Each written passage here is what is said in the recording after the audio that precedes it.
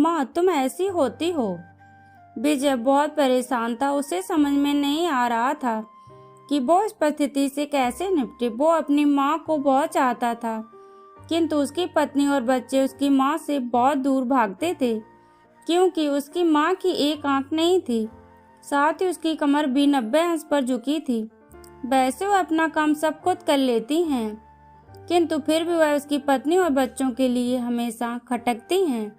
दादी आप ऊपर के कमरे में जाओ, मेरे दोस्त आ रहे हैं। विजय के बेटे आलोक ने बड़े बेरुखी से कहा।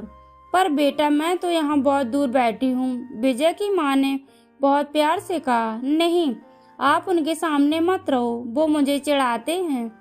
आलोक ने जोर से डांटते हुए कहा। क्या हुआ आलोक, क्यों चिल्ला रहे हो? विजय की पत्नी मीरा ने किचन से ही आवाज लगाई। देखो ना माँ, ये दादी यहीं ड्राइंग रूम में बैठी हैं और मेरे दोस्त आ रहे हैं। आलोक ने शिकायत भरे लहजे में कहा। माँ जी आप ऊपर चली जाओ, क्यों हम लोगों को लजवाती हो? मीरा ने बेटे का वश लेते हुए कहा। बेचारी रामकली चुपचाप उठकर जीने के सहारे ऊपर जाने लगी। कमर झुकी होने के कारण उन्हें ऊपर चढ़ने में बहुत परेशानी हो रही थी, किंतु वो पूरी ताकत से ऊपर के एक अकेले कोने वाले कमरे में जाकर बैठ गईं। विजय पास के कमरे से सब सुन रहा था। उसे कष्ट हो रहा था कि उसकी माँ को अपमानित होना पड़ रहा है, किंतु वो असहाय था। अगर वो कुछ कहता तो पत्नी और बच्चे उसका विरोध करने लगते हैं। दूसरे उनके तर्क भी सही लगते हैं। चूंकि वो एक प्रशासनिक अधिकारी था, उसका सामाजिक स्तर बहुत ऊंचा था। उसकी ससुराल भी एक उच्च घराने में थी, अतः वह चुपचाप इस तरह हर दिन अपनी माँ को अपमानित होते देखता रहता था। रात को विजय की पत्नी ने कहा, देखो जी अब कुछ करो। कल कलेक्टर साहब की पत्नी आई थी। माँ जी अपनी देसी धुन धारा में उनसे मिली। मुझे बहुत शर्म आ रही थी, बताते हुए कि ये मेरी सास हैं। मैंने कह दिया कि दूर के रिश्तेदार हैं, इलाज कराने आई हैं। विजय को रोना आ गया, किंतु फिर भी वह चुप रहा। उसे समझ में नहीं आ रहा था कि वो क्या करे। अपने बेटे की मौत स्थिति को रामकली अच्छी तरह से जानती थी और बेटे को कोई कष्ट न हो, इसीलिए वो हर बात को चुपचाप सह लेती थी। विजय बहुत उदास रहने लगा। एक तरफ परिवार और सामाजिक स्तर पर जीने की थी, तो दूसरी ओर माँ।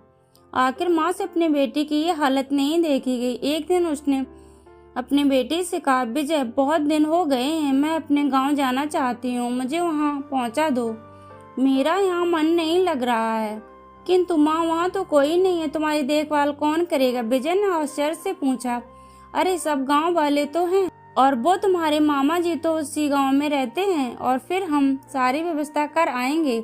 कामनी को तो जैसे मन की मुराद मिल गई हो। हाँ बेटा, बहू सही कह रही है, रामकली ने लंबी सांस लेते हुए कहा। विजय जानता था कि गांव में माँ की देखभाल करने वाला कोई नहीं है, लेकिन अपनी पत्नी की जिद के कारण वह अपनी माँ को गांव छोड़ने पर विवश हो गया। माँ को गांव छोड़कर आते वक्त उसे रोना आ रहा था तथा अपनी बेबसी पर गुस्सा भी आ रहा था, किंतु परिवार, पत्नी और समाज उनके इन मनोभावों को दबा दिया और वो सुकून सा महसूस करने लगा। कुछ दिनों के बाद उसके चाचा, जो अमेरिका में रहते थे, आने वाले थे। जब विजय बहुत छोटा था, उसके पिता जीवित थे, तब वो भारत आए थे और उसके बाद वो अब भारत आने वाले थे।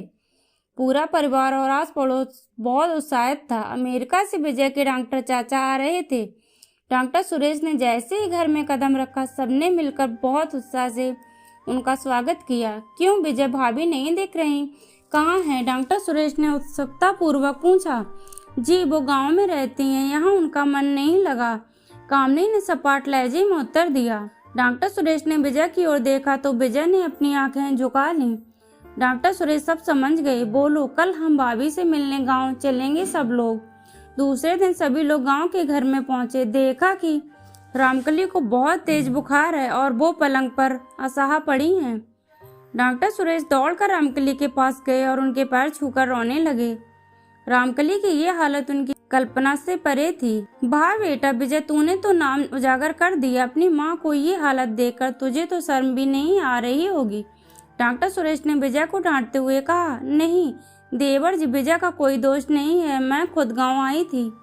रामकली ने अपने बेटों का बचाव किया। मुझे सब पता चल गया है भाभी, आप चुप रहो। क्यों बहू, तुम्हें अपनी सास की कुरूपता पसंद नहीं है? समाज में तुम्हें नीचा देखना पड़ता है ना? डॉक्टर सुरेश ने हिमांशी की ओर व्यंग से देखा। हिमांशी निरुत्तर होकर विजय को देखने लगी। आज तुम जिस सामाजिक स्तर पर हो वो उन्हीं के संघर्षों की देन है। और बेटा विजय, तुम्हें शायद मालूम ना हो कि बचपन में जब तुम 1 साल के थे तब छत से नीचे गिरने के कारण तुम्हारी एक आंख फूट गई थी और तुम्हारी रीढ़ की हड्डी में भी समस्या थी। तब तुम्हारी इस कुरूप माँ ने अपनी एक आंख और अपना बोन मेरो तुम्हें देकर इतना सुंदर स्वरूप दिया था। हिमांशी बेटा, इतने सालों तक संघर्ष करके बेटे को प्रशासनिक अधिकारी बनाने वाली इस संघर्षशील औरत की तुम लोगों ने यह दशा कर दी। तुम्हें ईश्वर कभी माफ नहीं करेगा। डॉक्टर सुरेश की आंखों से आंसू की जलधारा बह रही थी। अब भाभी, आप मेरे साथ अमेरिका जाएंगी, यहाँ इन स्वार्थी लोगों के बीच नहीं रहेंगी। डॉक्टर सुरेश ने रामकली से कहा। विजय को तो कांटों से खून नहीं था। डॉक्टर सुरेश जो उसके चाचा थे, उन्होंने जो राज बताया उसके बाद तो विजय को यही लग रहा था कि उससे ज्यादा पापी इंसान इस दुनिया में कोई और है ही नहीं। वह दौड़ता गया और रामकली के कदमों से लिपट गया। माँ, मेरा अपराध क्षमा करना। बाला नहीं, मैं जानबूझकर चुप्पी साधे रहा, आपका अपमान करवाता रहा। अब सिर्फ आप ही उस घर में मेरे साथ रहेंगे और कोई नहीं। विजय ने गुस्से में अपनी पत्नी और बच्चों को देखा।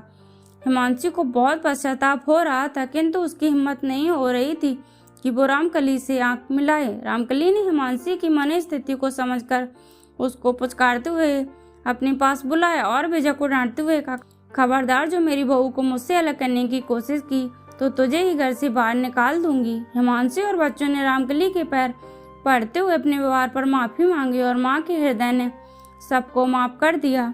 दोस्तों, ऐसी कहानियाँ सुनने के लिए चैनल को सब्सक्राइब करें, वीडियो को लाइक करें।